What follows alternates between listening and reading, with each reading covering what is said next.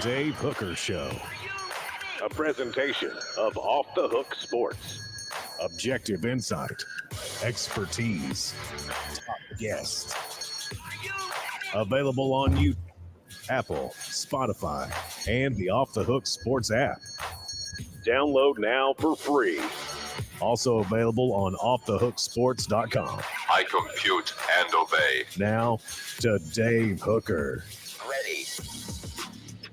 Here we go, off and running, and my, oh my, the twists and turns of week one in college football continue, and this time it is at Clemson's behest, as we'll discuss whether or not the Clemson era is over.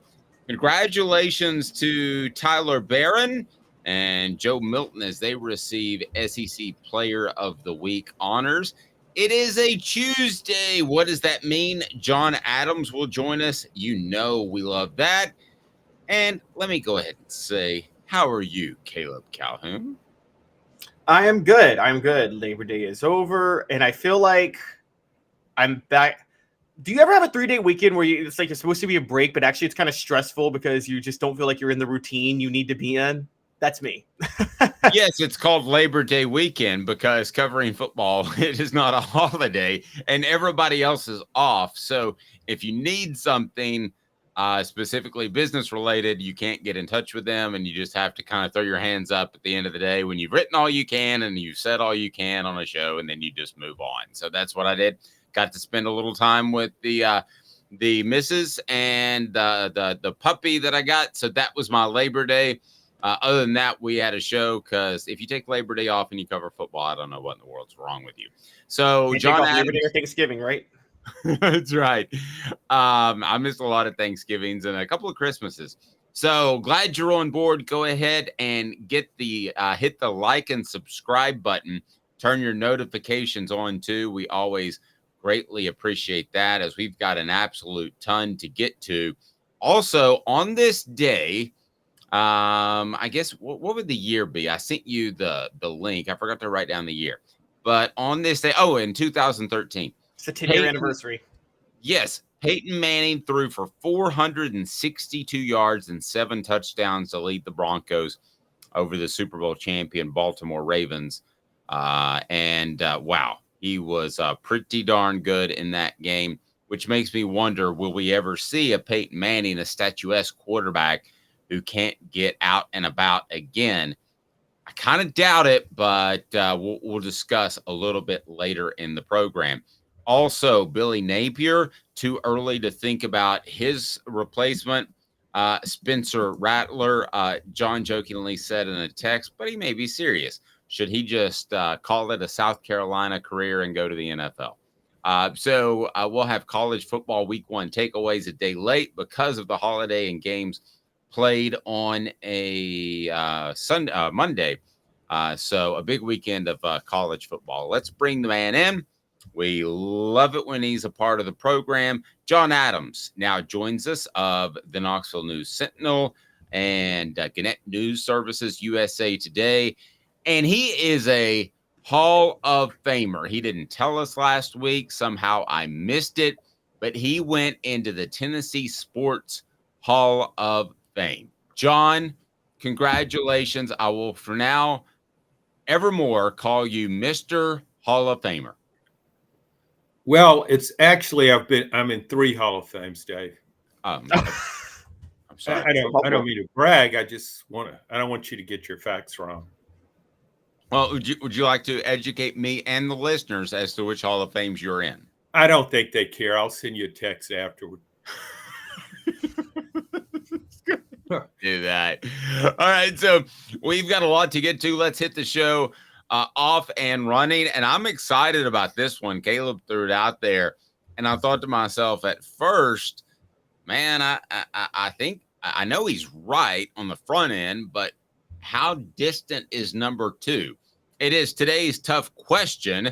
And it's brought to you by our friends at Zen Sports. Today's tough question is right now. And that would be the intro. Let's play today's tough question. Today's tough question. Take a side. Take a stand. The Dave Hooker Show, a presentation of offthehooksports.com. All right. Including coordinators, I think we could all say, let me get a yes or no answer from you guys. In the SEC East, maybe SEC, but SEC East is what I want to focus on right now. Josh Heupel's the best offensive coach, yes or no, in the SEC East, including coordinators, Sean? Yes. Okay. Caleb? Yes, absolutely. Yeah. Who is the second best offensive coach to Josh Heupel in the SEC East, including coordinators, as we look back over the weekend? And is it even close? John, let me begin with you. The offenses in the SEC just don't look, SEC East don't look fantastic, other than maybe Georgia, just because I think they have better talent than everybody. But your thoughts on the status of offenses in the SEC East? They ain't real good. Aside from South Carolina, which really impressed me against North Carolina, giving up 9 sacks, unable to run the ball, general disarray. And that's why I'm encouraging Spencer Rattler to leave right now. I may start a movement. I'm trying to get in touch with him as we speak. He's got to start going for the NFL and forget playing behind this offensive line. No way he lasts the season as quarterback behind that offensive line. So offensive coordinators, I would probably go with Kentucky's. What's his name? Liam Cohen. Yes. Yeah. Yes. So he one of the Cohen brothers. He is. I like their movies. Yeah, I like their movies. And I say that because I didn't watch much of Kentucky. He does have a nice resume. I don't know about Mike Bobo. He's okay. He would probably be next. Nobody in Heupel's class. You got to go to the West to find some offensive coordinators. Well, and I'm going to wait. I forgot Billy Napier. Oh, yeah. Yeah. God forbid we leave him out. Oh, yeah. He's got it all going on there at Florida. Yeah. He doesn't need some first-round draft pick at quarterback to make things happen back there. You weren't at SEC Media Days 2 years ago, but it was constant. He's detail-oriented. For what? I mean, does he have a library and he uses the Dewey Decimal System? Because he's not detail-oriented when it comes to NIL or football. He counts out the pellets he feeds his dog each day. I mean, what? No, I mean, they have 2 number 3s running around on punt coverage. How does that even happen? That was bizarre. And I want to get into that a little bit more. But Caleb, I know that you like the Liam at Kentucky. So is he the second best offensive coach in the SEC East? Yeah, I'm with John. He is, but I'm going to be a little bolder. John, I know you mentioned Mike Bobo. I know about him. He's horrible. He's terrible. And Tennessee fans should celebrate the fact that I think Liam Cohen is the only other offensive coordinator with brain cells in the SEC East right now. You know, I don't like to be critical of host when I'm on a show, but Caleb really needs to be more opinionated. I always get the feeling with him that he's holding something back. That's right. Today's tough question is brought to you by. We're going to open it up to the entire SEC next. I would trust Butch Jones coaching offense over Mike Bobo there. Oh man! By the way, you need a timeout, Caleb. Wow, Butch Jones was crying Saturday and throwing his players under the bus. It was the crying game. Yeah, he was crying about his impending decision to throw all of his players under the bus, which he did after the game. Today's tough question brought to you by Zen Sports, the new sports book in Tennessee, revolutionizing the way you earn sports betting rewards. That means no more deposit bonuses that turn into deposit nightmares. On Zen Sports, what you see is what you get.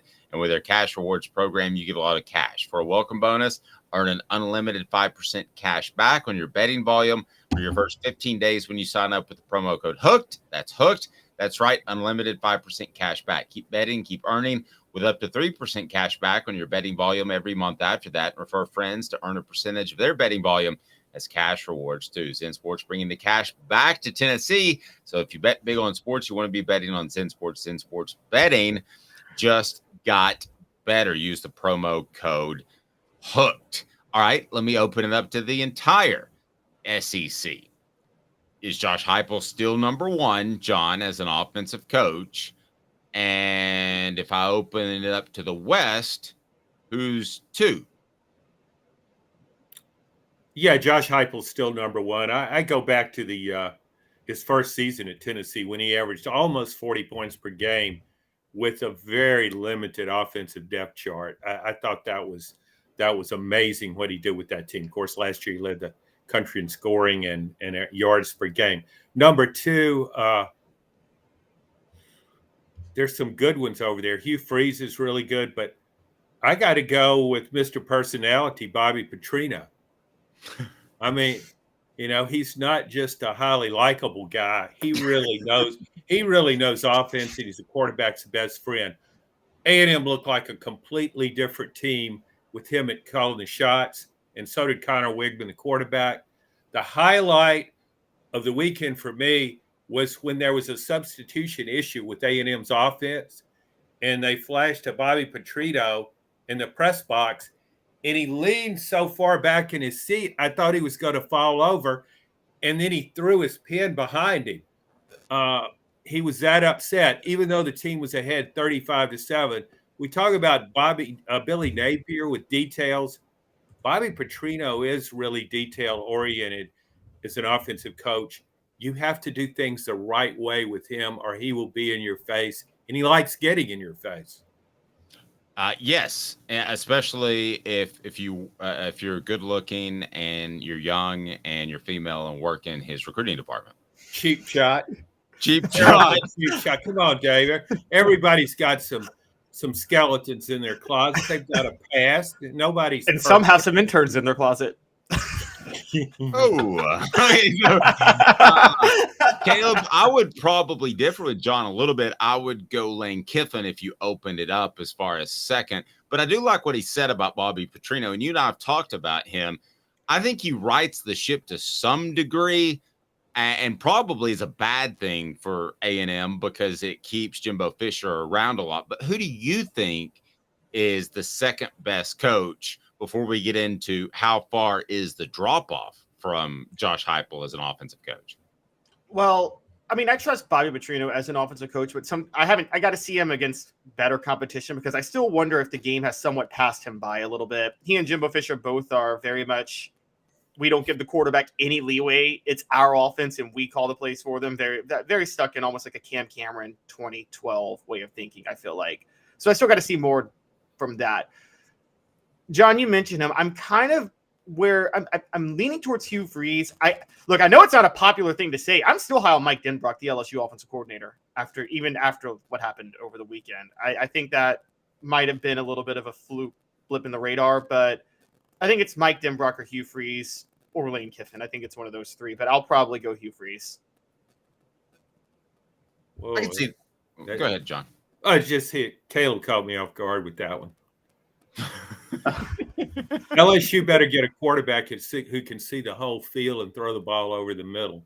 Well, they need a receiver who can catch the ball, to be fair. They had how many drops in that game?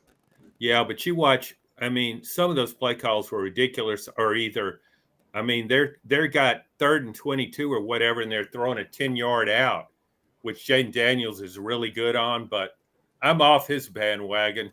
I say bring on Garrett Nussmeier. Okay, so look. He's a better passer.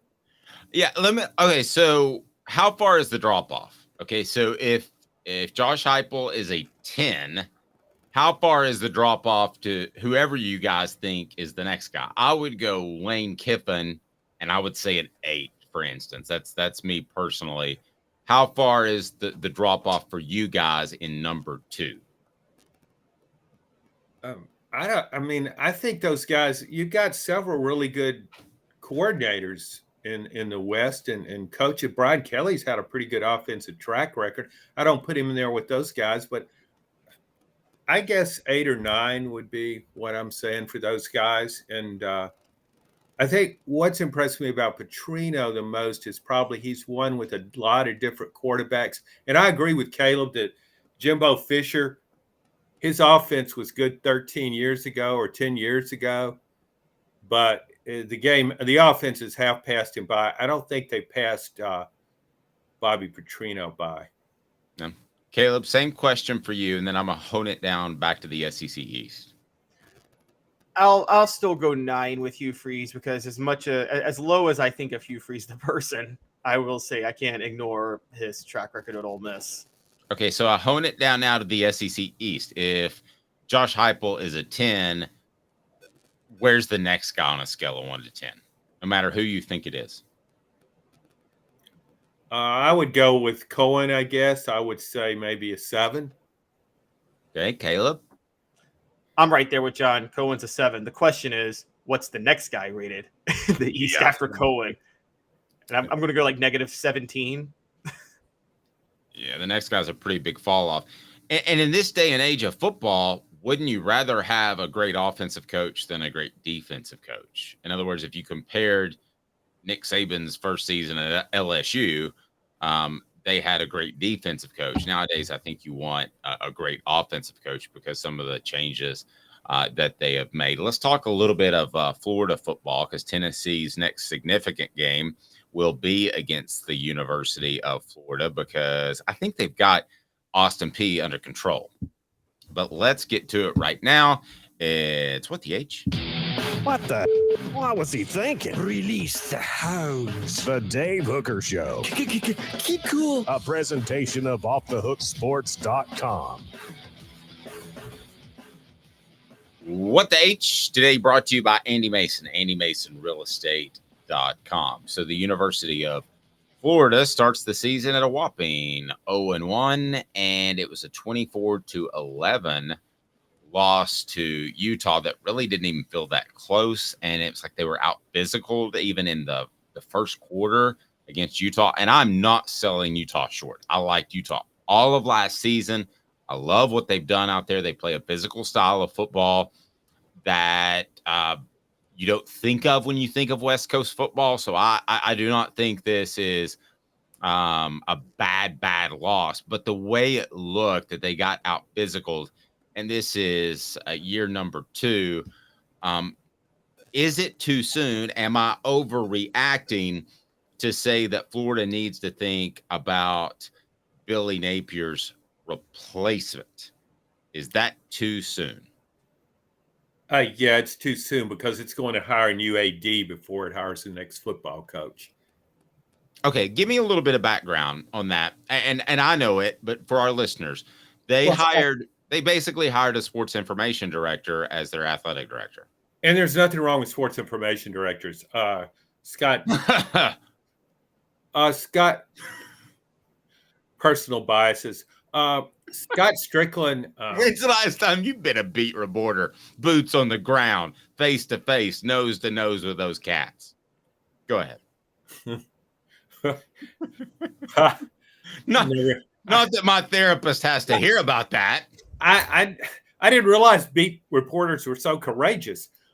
Make them sound like Navy SEAL members. I would go. He hired Dan Mullen, and there's nothing wrong with that hire. It just didn't work out because of his recruiting. But and then he hired Billy Napier. You can't go from.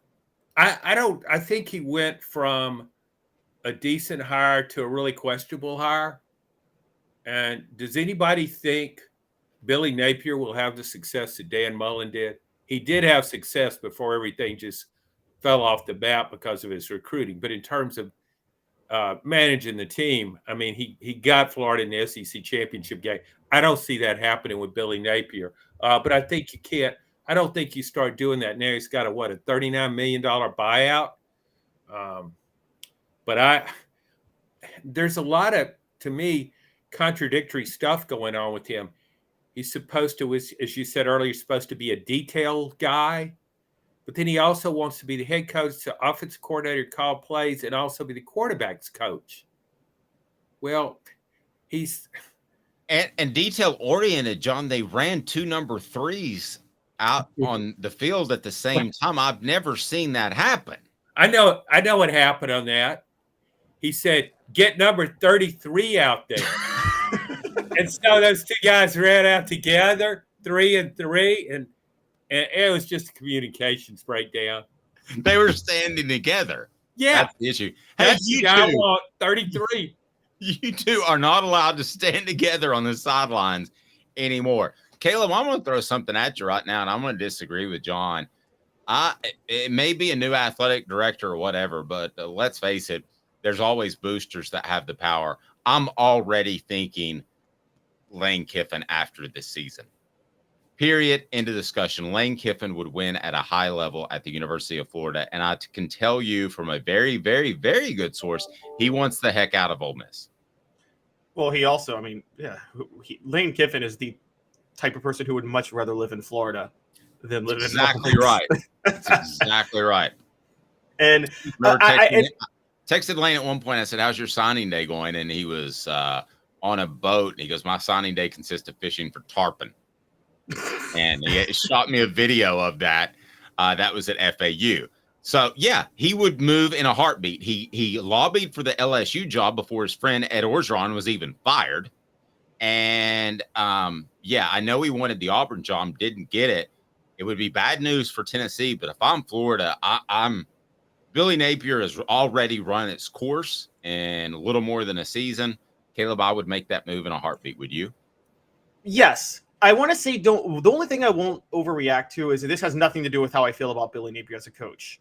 And I don't overreact to last weekend with Miami and Florida State, but with winning.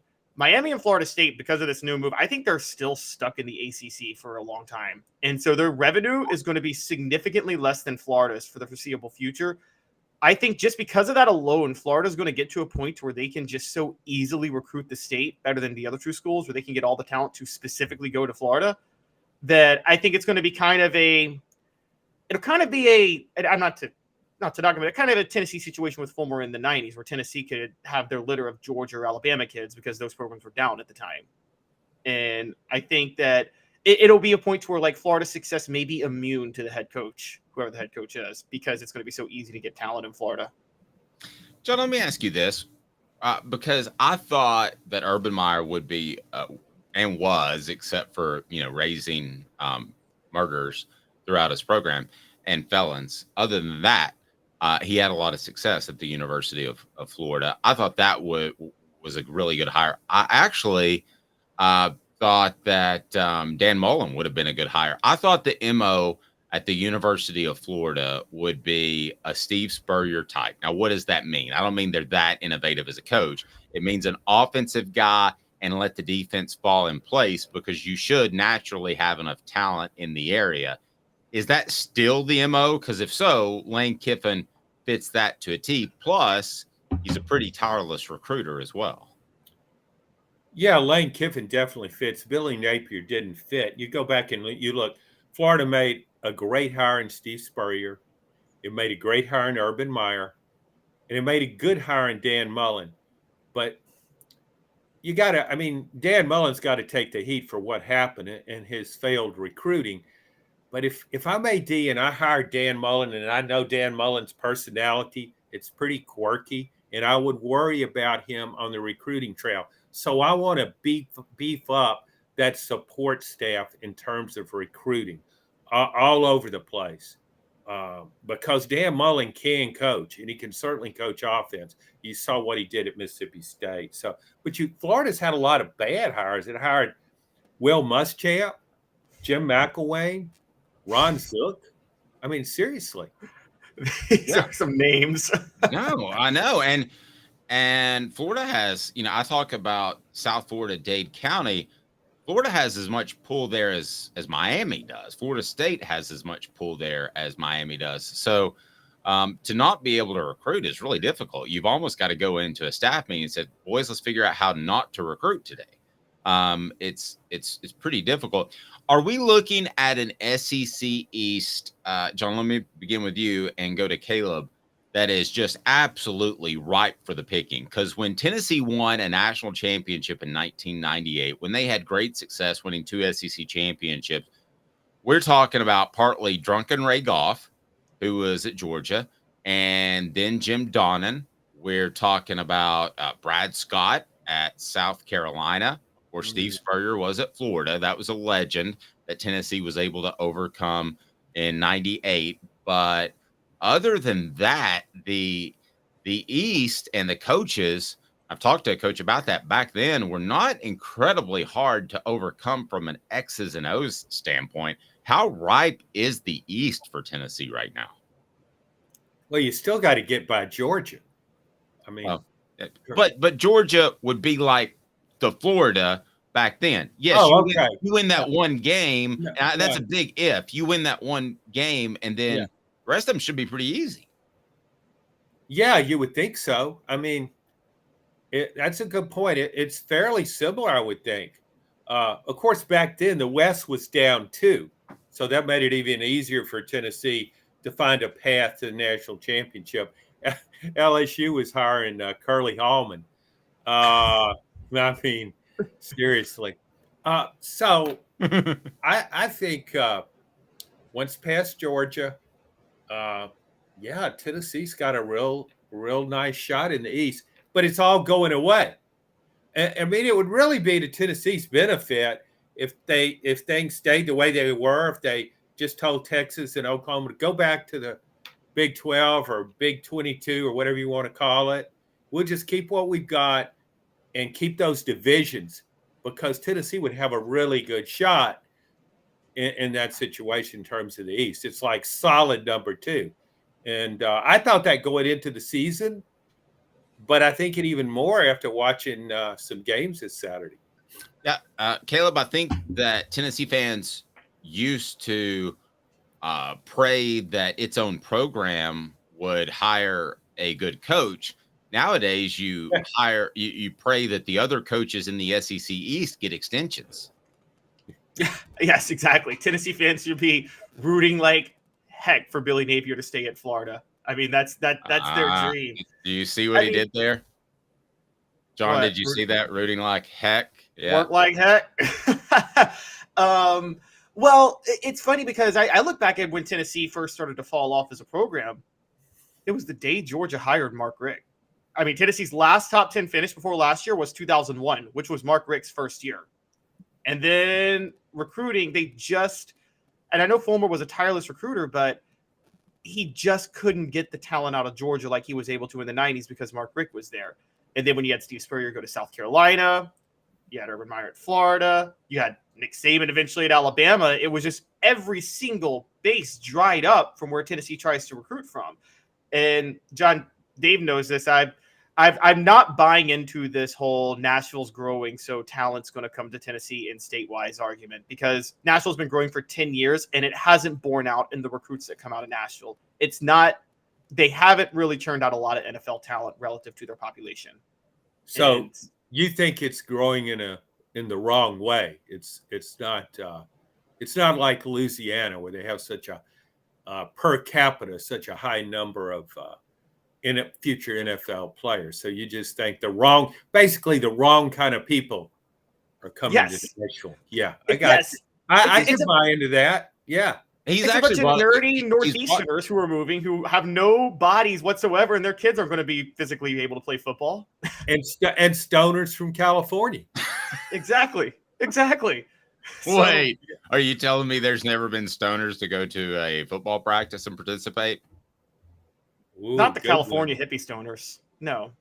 Yeah, I remember asking a guy, a player one time. I'm not going to say which school. I said, "What percentage of players do you think regularly go to practice, Stoney?" And I was thinking he'd say, what, 20, 25%? He said, probably about 75%.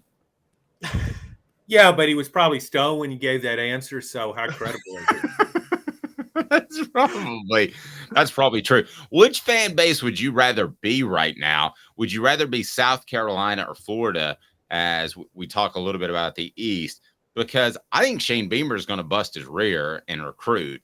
And this sounds insane, but if somebody takes over for him one day, as opposed to Florida, South Carolina might actually have better talent than if they make a transition from Billy Napier to somebody else. John, is that insane?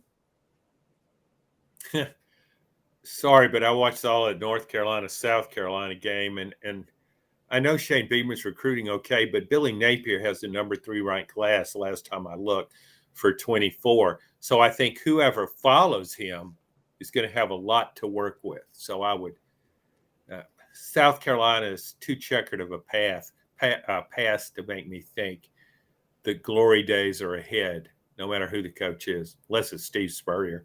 No, fair. Anthony Richardson last year extended some plays. I don't think any of us thought he was great, but now he's landed a starting job in the NFL, was picked high in the draft. Did we sell Anthony Richardson short at all last year, guys? I don't think we sold him short. I mean, I thought he was a great athlete, but I also think he's extremely injury prone, but he's a great athlete. May turn out to be a great quarterback, but I don't think he'll stay healthy in the NFL. What about you, Caleb? Thoughts?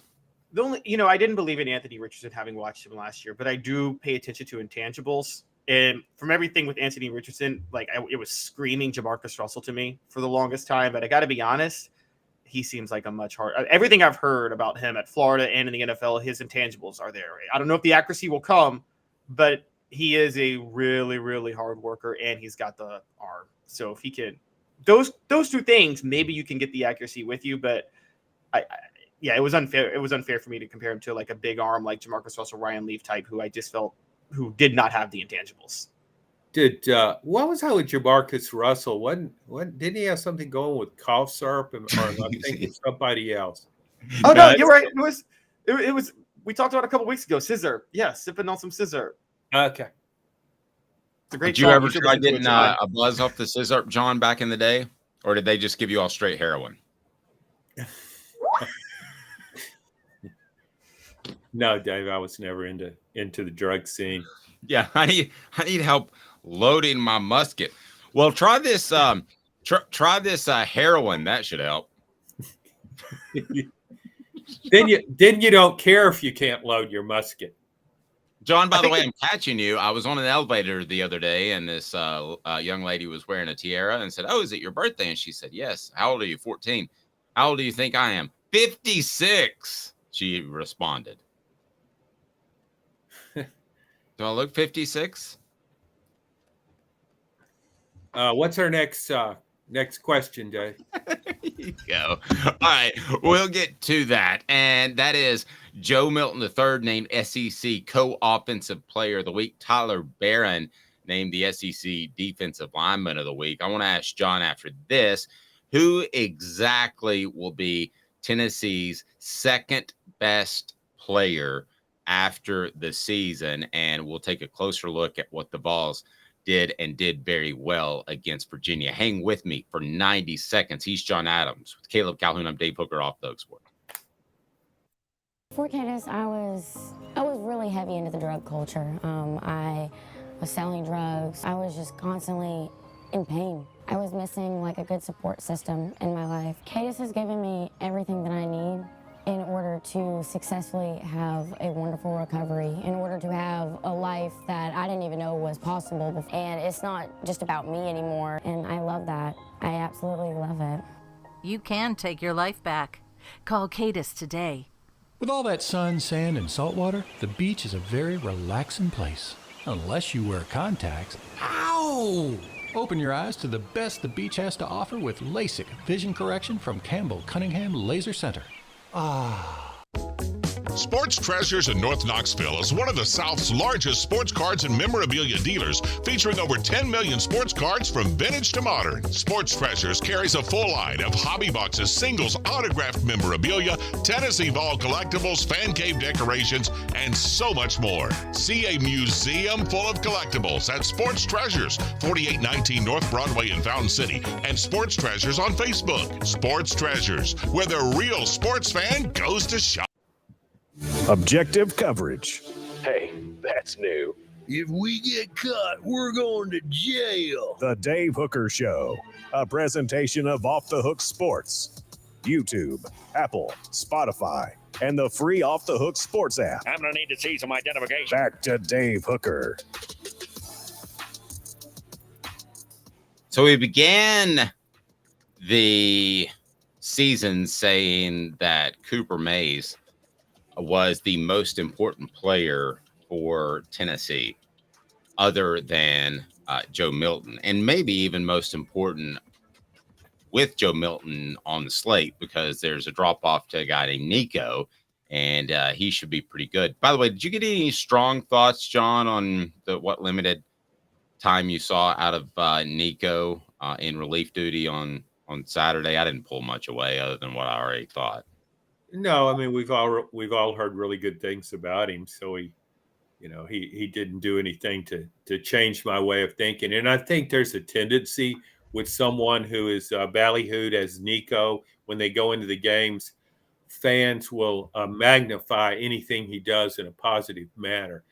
If he catches this shotgun snap flawlessly, people will rave about his ball handling skills. I just think that's the nature of the beast there. No, I agree. Remind you that portions of the program brought to you by AndyMasonRealEstate.com. Best prices, best service in the biz there in the Knoxville area. He's my realtor. He should be yours. AndyMasonRealEstate.com. Again, AndyMasonRealEstate.com for all of your real estate needs. So we talked about Cooper Mays being the most important player before the season. Then, bam, Ollie Lane jumps in. And the interior of Tennessee's offensive line, I thought, played really well. I didn't think there were any A-gap. Again, this is Virginia, but there weren't any A-gap pressures, which is the gap between the center and the guard. And also, I thought that at times there was a really good push in the interior of the offensive line. So I ask you this, guys, who are Tennessee's at the end of the season? We will say this guy was Jalen Hyatt. In other words, we would all have said at the end of last year, Hendon Hooker was the best player. So if everything goes to plan, Joe Milton at the end of the season, we will say Tennessee's best player was Joe Milton. So after what we saw on Saturday, who's vying to be the second best impactful player? Because we saw a lot of guys contribute. Tyler Barron wins SEC Defensive Player of the Week. So defensive lineman, not player. Lineman. Defensive lineman, excuse me. So, John, let me begin with you. Who's in the running to be the second best player of the 2023 season for the Vols when all is said and done? I really like Amari Thomas. I hadn't seen a guy in the middle of the line at Tennessee do what he's doing in a while. He was really covering ground. He's strong. I mean, he was a highly touted player coming in, but I think he's really hit his stride. I think he will be a bigger factor than Tyler Barron. And I think Barron's success in part will be attributable, and I'm not knocking Barron, but I think it will partly be attributable to Amari Thomas and how he plays in that middle. He is somebody that I think other teams will look at and say, okay, we got to deal with this guy. What are we doing? Caleb, I know you love Amari. Love Amari. Just want to point out Nashville's growing so much, and the Memphis kid is still more important than any Nashville kid on Tennessee. But I actually do love Amari. And it's funny, John, I said the exact same thing over the weekend. I felt Tyler Barron and James Pierce, everything they did was because of Amari, and the one touchdown drive that Tennessee gave up just happened to be the one drive that Amari Thomas got hurt. So I'm with John on that. I'm still probably going to go. I'm going to go on the other side, but I'm going to stay in the trenches. I love Javonte Spraggins. I still love Javonte Spraggins. I think he's the centerpiece of what makes Tennessee's interior blocking go so well when they run the ball. So I'm going to go Javonte Spraggins, but I mean, I'm only doing that because John picked Amari Thomas, because I would have picked Amari Thomas. I'm gonna differ from both of you guys, and the reason I'm going to do so is because of that Sunday show with Fred that we did on what day of the week you think, John? I have no idea. Sunday. It's called That Sunday Show with Fred. Thanks for listening. Yeah. Yeah, I really appreciate that, and it's brought to you So by that show, what day is that show on again, Dave? it's on February. That show Billy brought to you Napier probably would get that wrong. he shows up on a Thursday. He goes, "When are we doing this show?" But that show brought to you by the Harold Group. Harold Group Security Solutions, leadership, experience, specialization, addressing problems through unique mission-specific mitigation techniques. Also making your children safer one school at a time. They work with private schools to avoid just the traumatic, terrible school shootings that we have seen. Go to heraldgrp.com, heraldgrp.com. Tell your school administrator that's who you need to make your school safe, and they'll be working with public schools soon. I'm gonna offer you this, John. You may not have seen it, but our friend Fred White, I said, who does he remind you of? No, two things. Fred doesn't overspeak. He's the exact opposite of a Skip Bayless. Fred also hates comparisons. And John, he said that his ceiling is Leonard Little. That to me is a pretty darn good ceiling. Well, you're talking about James Pierce. You're talking about James Pierce. I don't know who you're talking about, Dave. Yeah, you didn't name the player. James Pierce. Sorry, James Pierce. Okay, way to go, Billy. James, from now on, a dumb move is a Billy. Details, Dave. Details. James Pierce, the player I'm talking about, a number 3 on your program now. But James Pierce, I believe, will be the second best player at the end of the season for the Vols. I think it's really good, a good sign for Tennessee when we're talking about all these different defensive players. And I think Aaron Beasley's pretty good. I mean, it's been a while when you had that many defensive players. We're talking about Tyler Barron. We're talking about James Pierce. We're talking about Amari Thomas. Tennessee has some playmakers on defense now. And I don't know if they have any in the secondary yet. It's too early to tell. But I think their job will be made easier because of these guys in the front seven. Yeah, I really like him, and I was absolutely stunned when I heard Fred say Leonard Little. Caleb. He said that on Sunday, right? Just yes. Want to make sure. Okay. Yes. Sunday show on that Thursday show with Fred. Yeah. Yeah, and I'm not. Look, I defer to Fred. I defer to football players in certain things, and so I'll defer to him on saying James Pierce, Leonard Little. I wasn't willing to go there, but I could. That's a bold comparison. Now the question is, will Tim Banks decide? He said that's the ceiling. To be clear, he didn't say he is Leonard Little right now, embodied.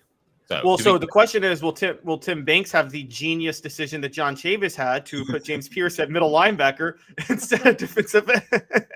That was after. You know what that was, John? That was a Billy. Well, it was also a Brian Kelly because that's what he did with Harold Perkins. The guy was the best defensive player in the SEC last year as a freshman. So what does he do? We want to make him a conventional middle linebacker. Learn this system, learn to play middle linebacker. And what did he do against Florida State? He just stood back there, looked around. Every now and then he'd cover receiver. And mostly he spied on Jordan Travis. So I don't know what they're thinking. They need to rethink that fast because that guy could do things other people can't do. Leonard Little was an elite pass rusher.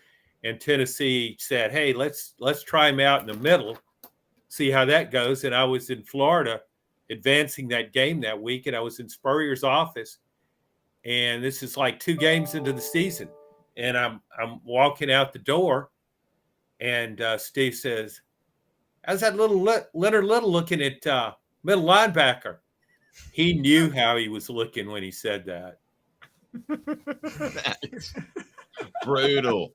Oh my gosh. Thanks for playing. Yeah, and Steve Spurrier known to maybe call a columnist on Florida Week to try to stir the pot a little bit before the Tennessee-Florida game. Yeah, that happened a few times. Maybe it did. He also knew he was smarter than everybody in the room in the SEC in the 90s. I feel like he was aware of how much smarter he was than everybody. Totally agree. Let's not lose the forest for the trees here for a moment, because I think the biggest question mark overall was Joe Milton. So John, what did you think of Joe Milton specifically in the middle of the first half? I don't know if rattled is the right word. That's maybe a little bit too strong. But when Ramel Keaton dropped what would have been an 80-yard touchdown pass, he missed a couple of players. And I think there was even Vol Twitter, as Caleb told me, he was going crazy to get Nico in the game. Yeah. I know. But he righted the ship and played exceptionally well throughout. I also thought they took advantage of some of those over the middle passes that he throws better than Hendon Hooker. What did you think of his performance as a whole? I thought it was good. I thought it was a continuation of how he played against Clemson. He was under control. He didn't turn the ball over. Hit some nice passes. We take it for granted when he completes passes sometimes because he throws the ball so hard. And so he gets the ball in there fast when the receiver is open. He gets it in there on time. You see some quarterbacks who get it there just a hair late, and it enables the defensive back to recover. He's really good about that. And, yeah, I was the same way. But this is how it is with Tennessee's offense.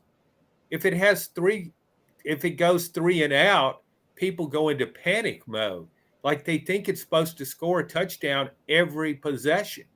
And he had a bad sequence there when I thought he made 3 bad passes. But look around the SEC. Look at the other quarterbacks. I watched a lot of football this weekend.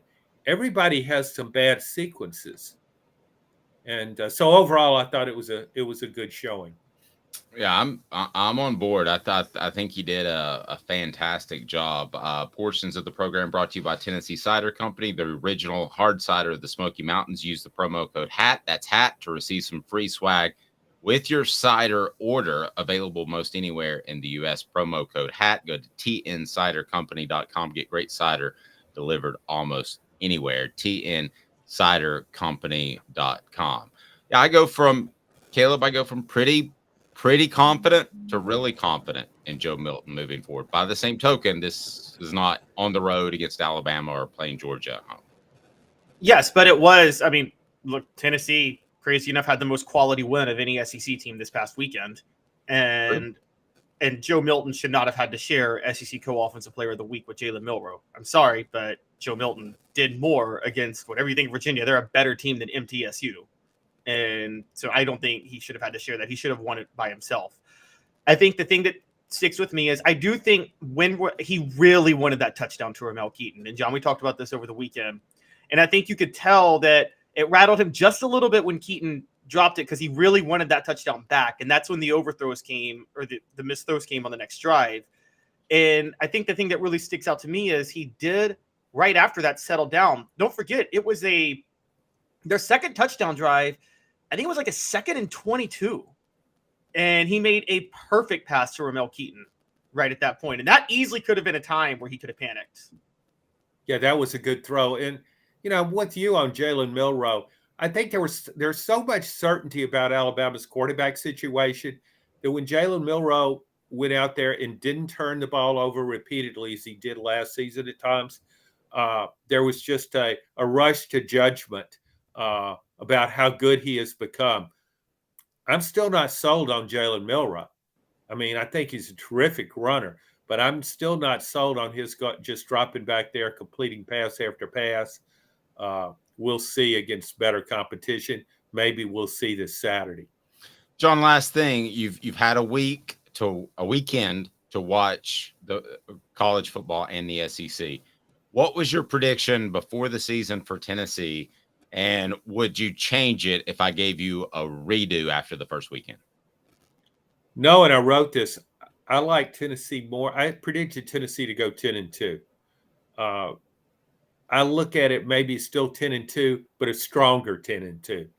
I liked it more after that game. And for the main reason is because of what we have discussed earlier about the defense making plays. Tyler Barrett, Omari Thomas, I just feel the defense just looks stronger, looks quicker. So I would say Maybe not any better than 10-2, but it's a stronger 10-2.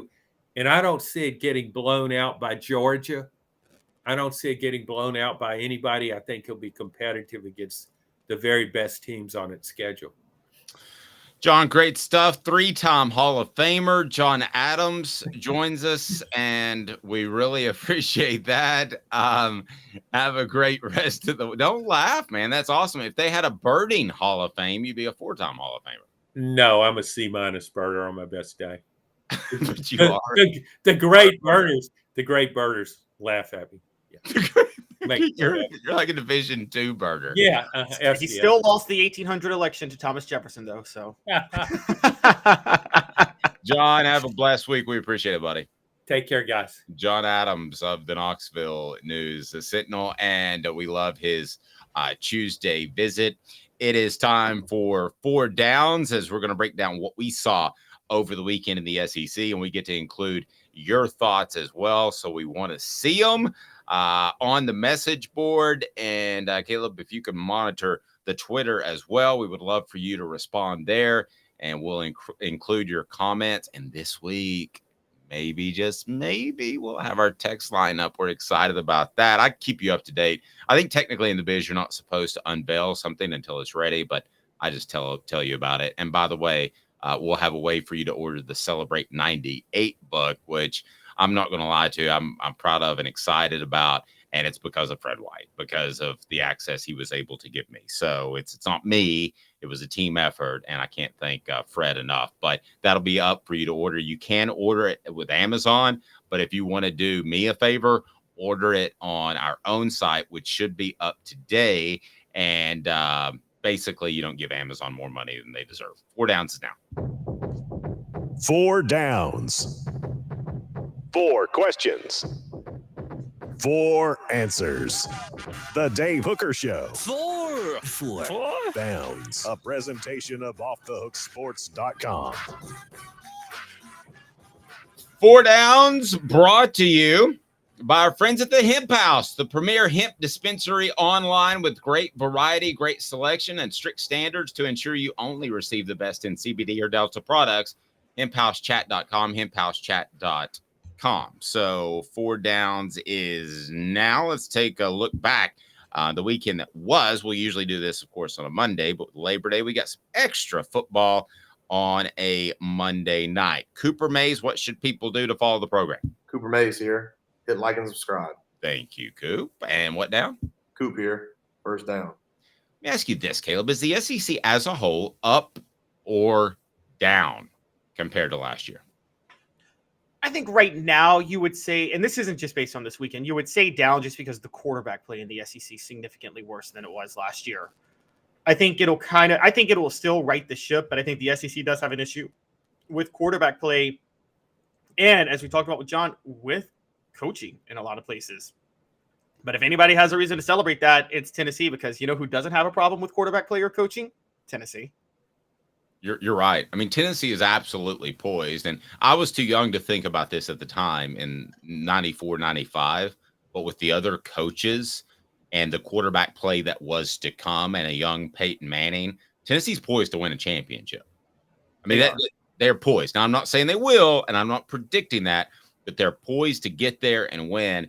And when it comes to preparing in a college football playoff environment, I'll take Josh Heupel over just about any game planner altogether. Travis says the SEC is down. I'm going to agree with you and allow for some more comments to come in.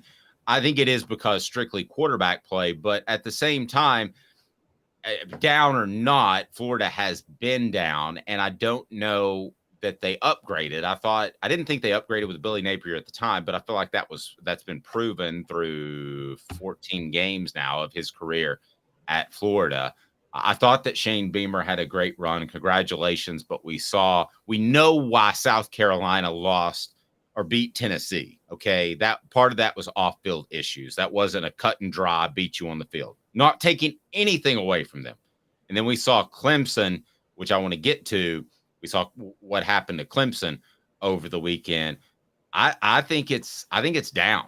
And I think that you're going to have to see some special coaches. But listen, there are only so many special coaches, guys. That's the thing you got to remember.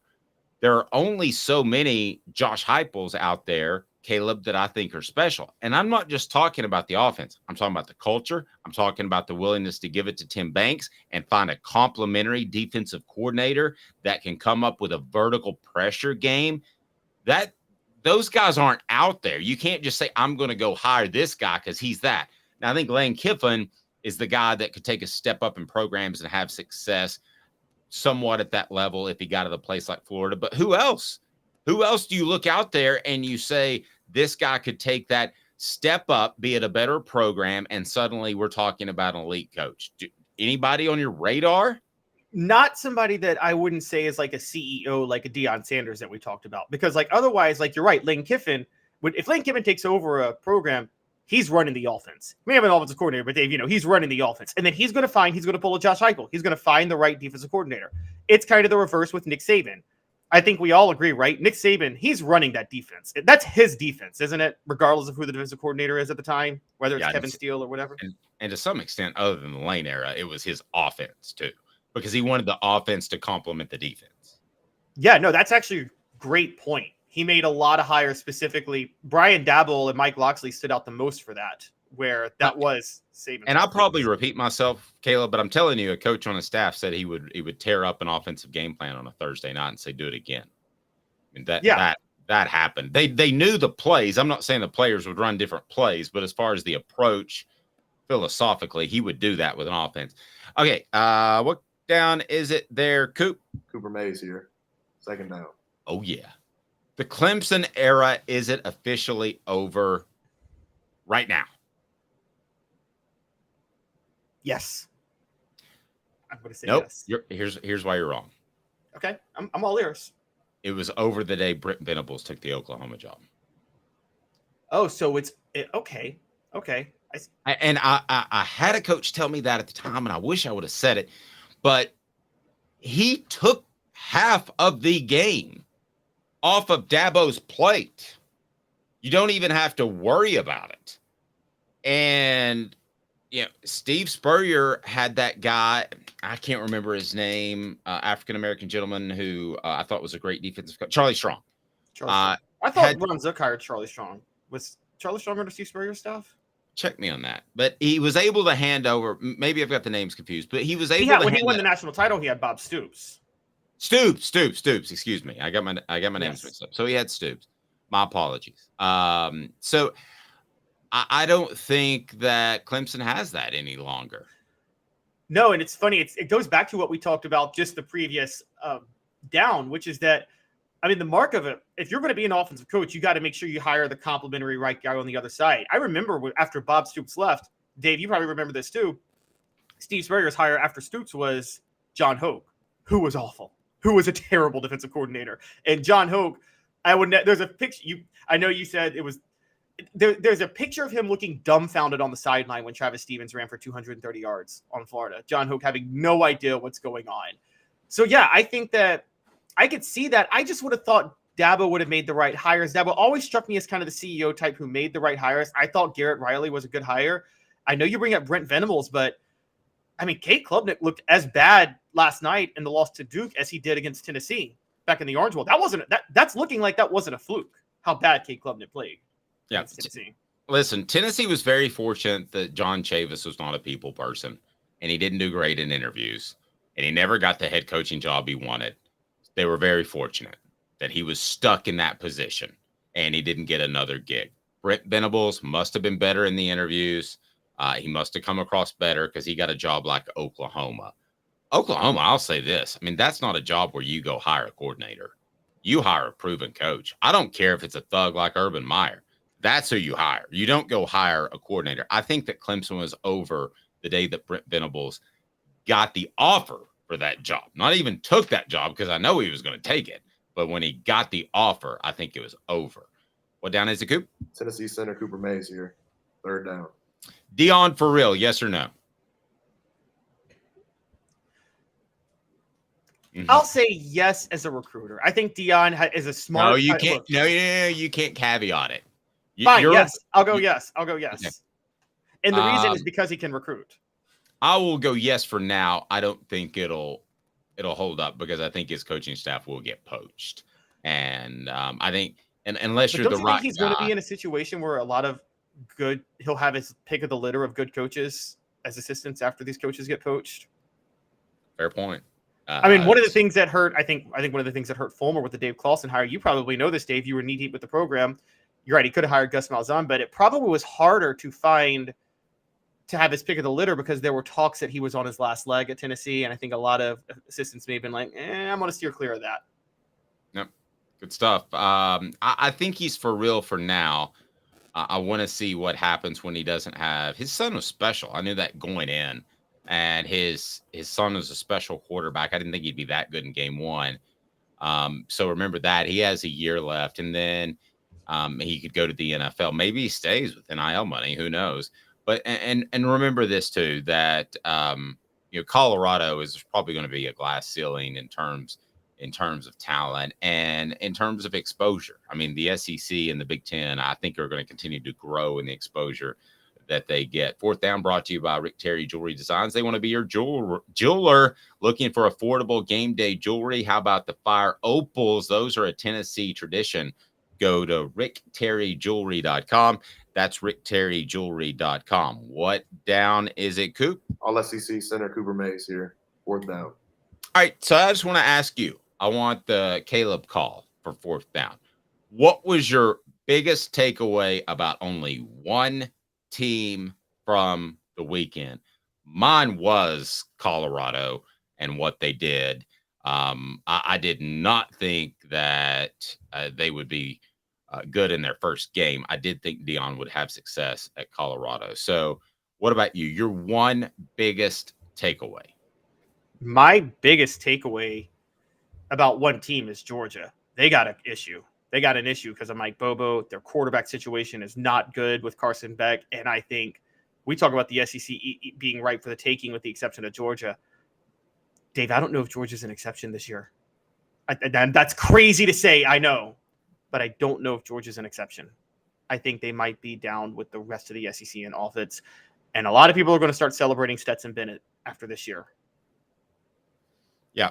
I think Stetson Bennett as a leader, as a fourth quarter playmaker was undervalued last year. And we got a lot of Georgia fans that thought I was stupid. You were stupid. I did some Georgia shows that I didn't think Mike Bobo was a great hire. And I think you've got Alabama and Georgia in Nick Saban and Kirby Smart that are going to run more pro style ball control sets. Not really pro style. I don't want to say it like that, but ball control sets. Does that make better sense? I mean, not flinging it all over the place, but I just don't see that that's going to be the long-term answer for winning in college football. And I think the long-term answer is, quite frankly, what Josh Heupel's doing. I don't think this is a flash in the pan. You could have argued that last year was a flash in the pan, but that would be another big takeaway. The way Tennessee played, the culture's still there. The defense is better. Joe Milton lived up to the hype. He's not going to play perfectly all year, but that's another big time takeaway. Wow. Somebody else arrested at the University of Georgia. Unbelievable as these traffic issues continue to happen. We will get to that in a moment. Anything else you want to get to as far as four downs? We might need a fifth down like the old Colorado game, but anything else you want to touch base on before we get to another Georgia staffer? Breaking news today that Georgia had another player arrested for a traffic incident. Anything else you want to hit on in four downs? I'll give you 5, 6, 7 downs. Yeah, a few things. One, I said last week, college football's cheating the fans with these bad slated games. They're also cheating the fans with running the clock. You would think that if the running the clock on the first down, the time of the game would be like the NFL. The length of the game was the exact same. They just ran more ads. So fans are being cheated with fewer plays and just as long. Pac-12, 13-0 right now. No Pac-12 team has lost. They're 2-0 versus the Power 5. Not bad for a folding conference. That's insane. Yeah, it is. I'm not going to overreact to the Florida State statement win. I think that game just got out of hand too quickly in the fourth quarter. I still don't think Florida State is good. And look out, along with Georgia, Ohio State has a quarterback issue too. That Kyle McCord, I might be calling for Ryan Day to be fired. Listen, I thought that Tennessee would be in a position to make a run for a national championship. And I don't want to overstate this, and I don't want to get people too excited because it's one game. I thought they would be in a position to make a run at a national championship in 2024. My question would be a rebuilt offensive line. But what did I see on Saturday? I saw some depth in being able to bring in an Ollie Lane, the Andre Keurig cat. I see the fact that they're building depth there. So without Cooper Mays, they still look good. I saw a defense that's improving and seems to have a real plan. And then all the things that you mentioned as a backdrop, Tennessee be in the national championship game this year. I'm not ruling that out. I'm not, because a lot of good programs are down. That other Georgia staffer that was arrested in 2 minutes. Hang tight, he's Caleb Calhoun. I'm Dave Hooker, Off the Hook Sports.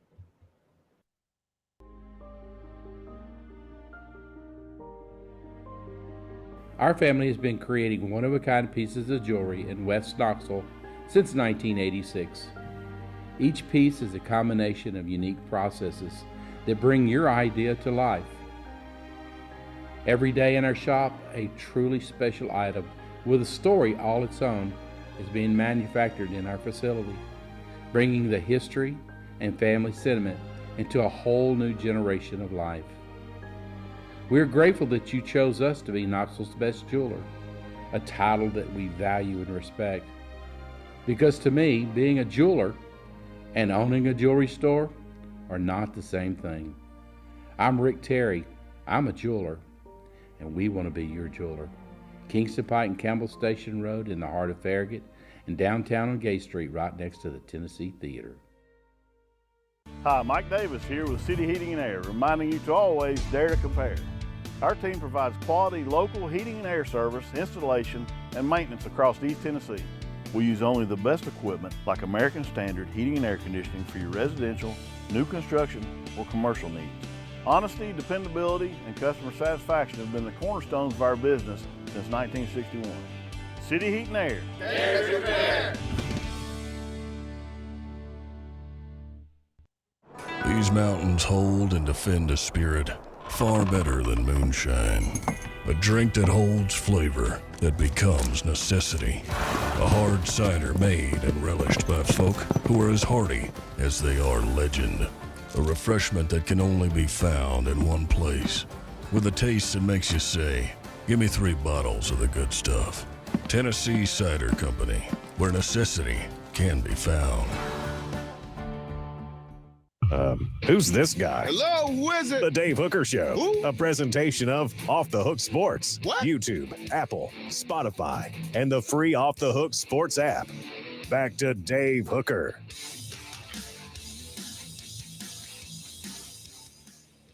Man, I'll tell you something.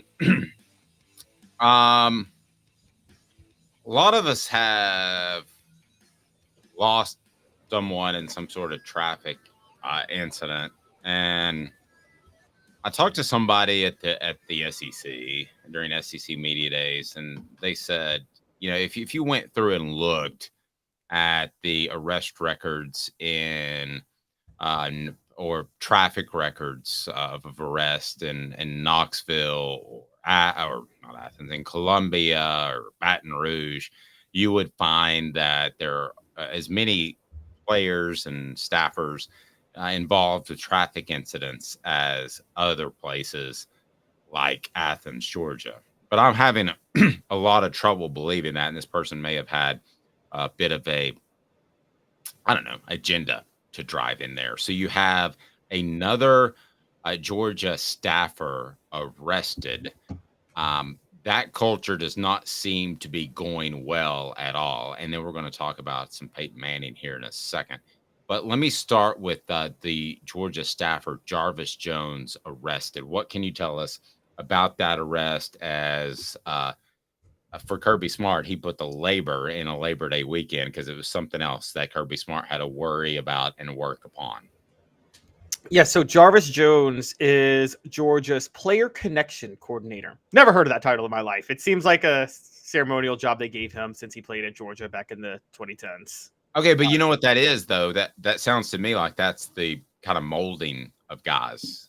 They called it the VFL coordinator, which is the last guy that should be getting in trouble. It's the last guy that should be getting in trouble. Yes, like a team chaplain. Like if your team chaplain gets arrested for prostitution, you're like, oh, that's not good. All right. Or if you're a church pastor, which I've covered a lot of those scandals in my life. Yes. I watched the Jerry Falwell documentary recently, but go ahead. So this guy gets arrested for what?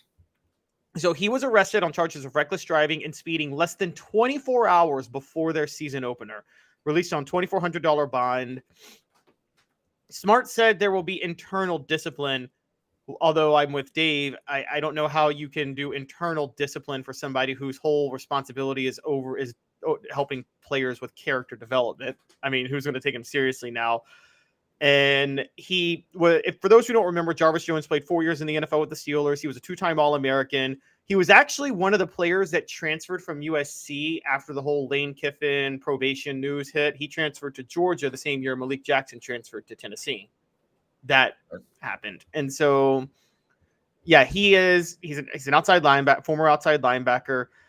It's just one of many situations with Georgia where players are getting in trouble, particularly with traffic incidents. It sounds like it was on a Friday night. So speeding, misdemeanor charges of reckless driving and speeding maximum limits. Okay, so here's my issue with this whole thing is this is something very serious. This isn't, yes, and you're right, Robert, he should be fired immediately. With the issues they've had, sorry, Jarvis, it's not your fault they've had issues before you, but if there hasn't been a clear declaration of this will not be allowed any longer, then this is it. Fire Jarvis Jones. And then the rest of the players should take note.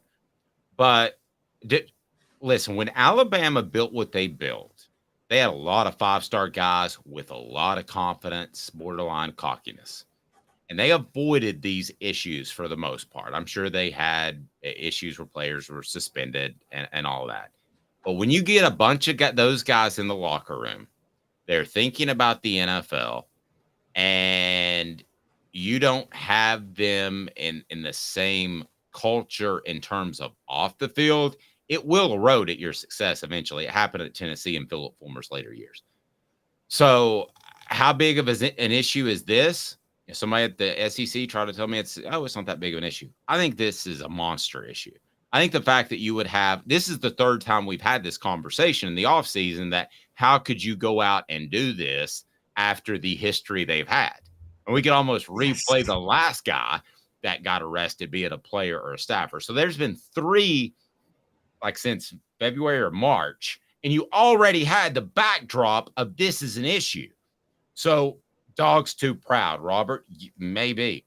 That you think you can get away with anything. This is not smoking weed in your dorm room. This is a different level. This is the level I think of, domestic violence, or when you get into extreme speeding or you get to drunken driving, you could hurt somebody else. Okay, and I'm a guy who has 2 kids on college campuses. Okay, that should be a safe place, and I don't think Georgia's football program is making it a safe place. I think this is a big time problem. And if I'm Greg Sankey, I'm getting involved behind the scenes. But if it happens again, I'm getting involved and out in front of it publicly. This is bad, and it's not being addressed. Do it once, twice, even 3 times, because that's been the habit of, hey, what do you do on a Friday night? We go out and drag race, which I'm told is big in the Athens and northwest Atlanta area, northeast Atlanta area. But no, this is continuing to happen. They're not listening to him. It's falling on deaf ears. That is the issue, Caleb. Yes, and it's, you told me about this. I knew about the discipline issues in Tennessee in the early 2000s, but one thing you brought up that I never thought about was once you have them, you can't get it back. You can't get the program back. And I start to wonder because you see with Urban, one of the reasons Alabama has none, Nick Saban has so much credibility.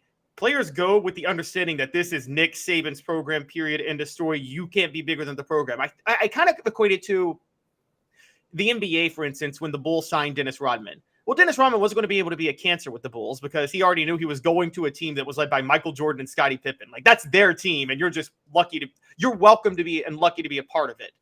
I think that's why I've always said that head cases at wide receiver are best if they sign with quarterbacks like Peyton Manning or Tom Brady, because Tom Brady or Peyton Manning will keep them in line.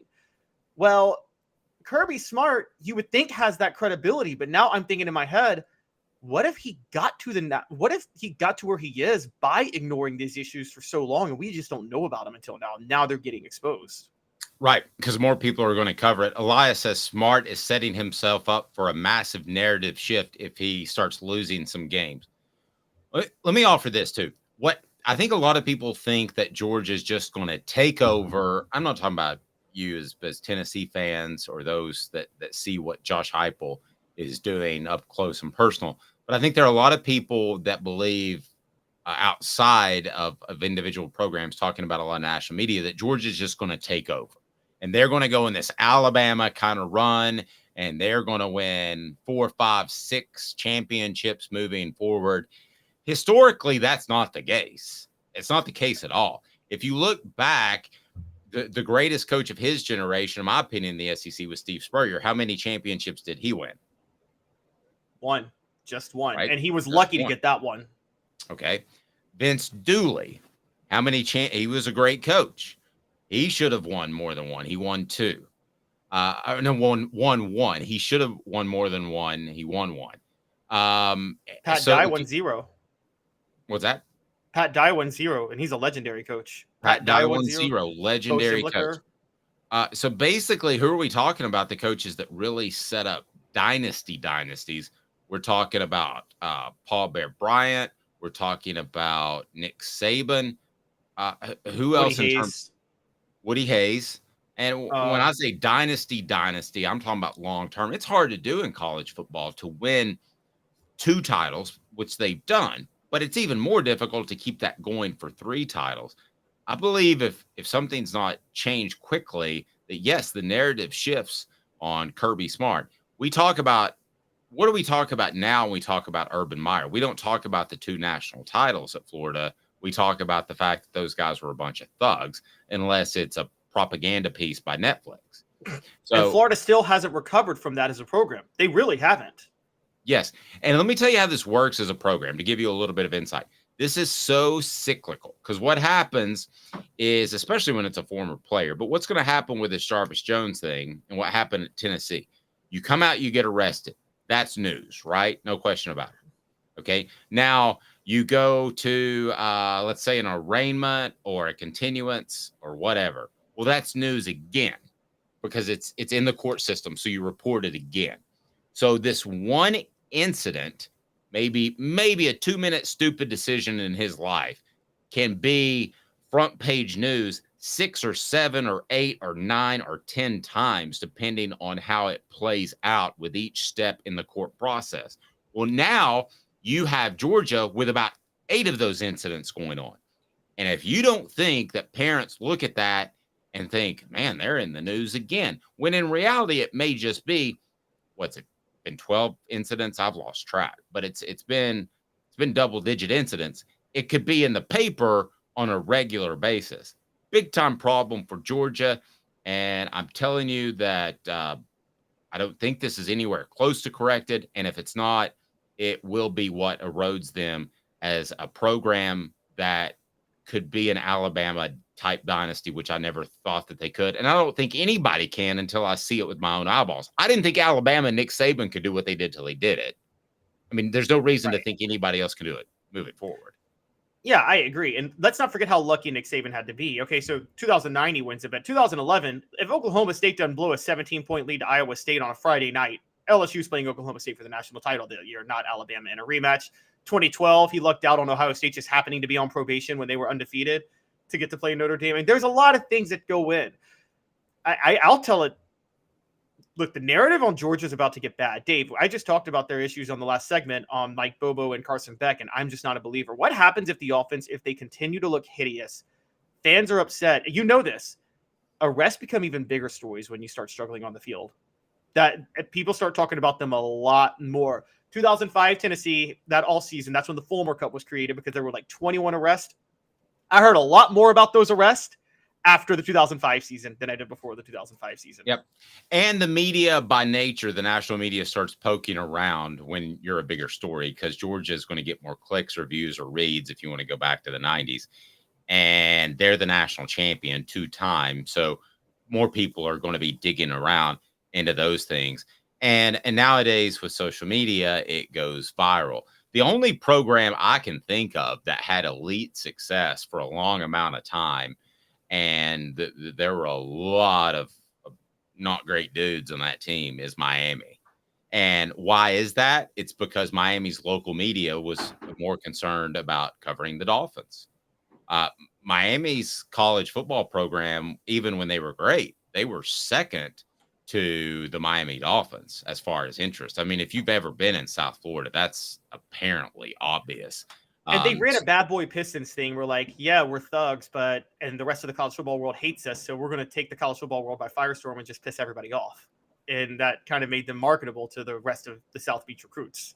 Well, they appreciated it at that time. And, you know, it wasn't alcohol. The drug of choice was cocaine. So it fit right in. And I don't think anybody had a problem with people getting wild and on a football team. And I remember Ed Orgeron saying everybody celebrated Warren Sapp on Saturday, but nobody wanted to go get the M16 out of his dorm room on Monday. And he was serious. He said that to the Knoxville quarterback club. So it just kind of fit the tone of South Florida at the time. So on this day, in 2013, September the 5th, 2013, Peyton Manning threw for 462 yards and a whopping 7 touchdowns to lead the Broncos over the defending Super Bowl champion Baltimore Ravens. And they were able to win that game with a pocket passer that absolutely was one of the best at the game. My question for you, are the days of Peyton Manning over? Do you have to have some sort of running ability to have success at a high level playing quarterback in football nowadays? No, there will always be room for drop back passers. If it wasn't for the titles alone, we might be talking about Joe Burrow being a better quarterback than Patrick Mahomes right now. Joe Burrow would have he's very close to maybe being the best quarterback in the NFL, Joe Burrow. I will say this, the days of a mediocre pocket passer is over. So you can't be mediocre in the NFL as a pocket passer. You have to be elite. But yes, you can be elite as a pocket passer. Joe Burrow, Matthew Stafford's 2 years removed from a Super Bowl. Jared Goff is going to start for the Lions this year, even though I think Hendon Hooker might get that job later down the road. I think there's a lot. I think pocket passers are still a thing in college, in the NFL. As long as they're elite, as long as they're great with their decision making, yes, you can still be a pocket passer and work out. Okay, so if Peyton Manning came out in last year's NFL draft, would he go number 1? If he had the exact same type of season he had in 97? Yes. No, because you're kind of proving the reason my point. is like Joe Burrow went number 1 because Joe Burrow threw 60 touchdowns. Peyton Manning threw 37 in 97. So but as a player, though, I'm talking about, you have to break him down as a player. I mean, this is a different day and age of football, but just as a player, what he was able to do, his accuracy, would he have been the first pick in the draft? Well, then, yeah, I'll still say first pick, particularly when he kills it in the interviews. I mean, look, we know this. Look, I've talked to Fred. I know people are unfair with revisionist history with how they treat Ryan Leaf, and I totally understand that. But I do know it's not a lie that there were some intangible concerns over whether or not to draft Peyton Manning or Ryan Leaf. And intangibles was a big reason, I think, that Peyton Manning ended up being the most valued prospect of the two in the draft. And you know Peyton Manning's going to knock it out of the park. And I just want to point this out. For those who don't know, yes, Peyton Manning was flat-footed, but he had a 4.88 40 time. Well, Patrick Mahomes runs a 4.8 40, and he's the best quarterback in the NFL. That's not that much faster. And so, yeah. And to clarify, I don't think flat-footed. I thought he had good feet in the pocket. Now, he couldn't run. So those to me are I don't think he would. I think he would have gone number 2 to Bryce Young because of the mobility. I think the mobility would have outweighed everything else. There's the size factor, though. Peyton's There is the 6'5", size Bryce factor. Young is 5'10". But there was also with Leaf, there was that he was even more of a statuesque type of pocket passer, that he had heavy feet. I mean, he could run. I thought he was kind of considered a John Elway type. He wasn't. No, I was barely. Yeah, not to that extent. I mean, he would break tackles and he wasn't afraid to run, and it made for some cool highlights. And he was probably more athletic than Peyton. But I think Bryce Young in today's football would have gone 1, and Peyton Manning would have been 2. Even Okay, with but who would you bet on right now? And I have a lot of respect for Bryce Young, but Peyton Manning coming into today's NFL or Bryce Young, who are you going to bet on, Dave? I would bet on Peyton Manning because of the size issue. I think that Bryce Young will be incredible as long as he's healthy, but I don't think he'll stay healthy for 12, 14, 16 years. Yeah, that's a fair point. Basically, with Bryce Young, you can't use that mobility in the NFL. He's going to have to learn to be a Drew Brees pretty much, because the mobility will kill him, honestly, if he uses it too much. If he's 2 inches taller, 20 pounds heavier, I don't think we're having this conversation. I think he's, as a prospect coming out of school, I think he definitely goes over Peyton Manning. But that's how much I think of Bryce Young. It's not a knock on Peyton Manning. So you're telling me that as far as the pure pocket passers, like Peyton Manning, like Dan Marino, Tom Brady, you're telling me that there's still a home for them as long as they're elite? Yes, as long as they're elite, there's still a home for them. And Joe Burrow is elite. I don't think Trevor Lawrence is that great of a runner. He's elite. So, yeah. And again, I don't even think Matthew Stafford's elite, but he won a Super Bowl with the Rams, so we just can't take that part away.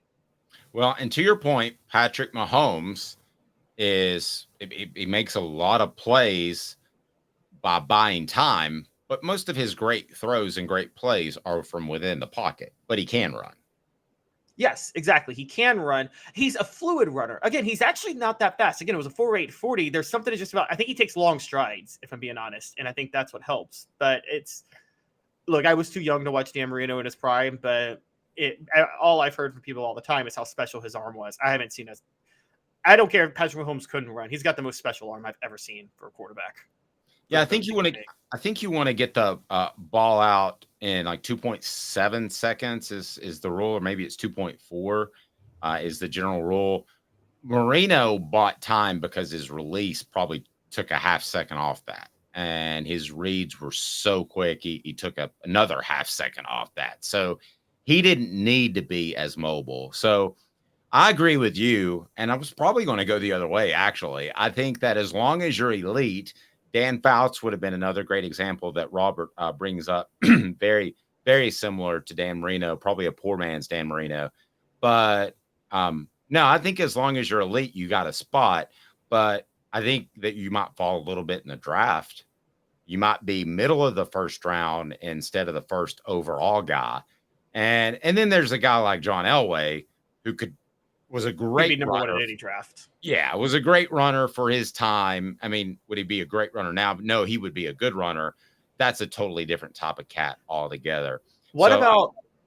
Oh, sorry, I was going to say, because when I talk about special arms, do you think it's just intangibles, or was somebody like Tyler Bree, was it his release? Do you think that held him back in the NFL from ever making it? Because he had a rare arm too.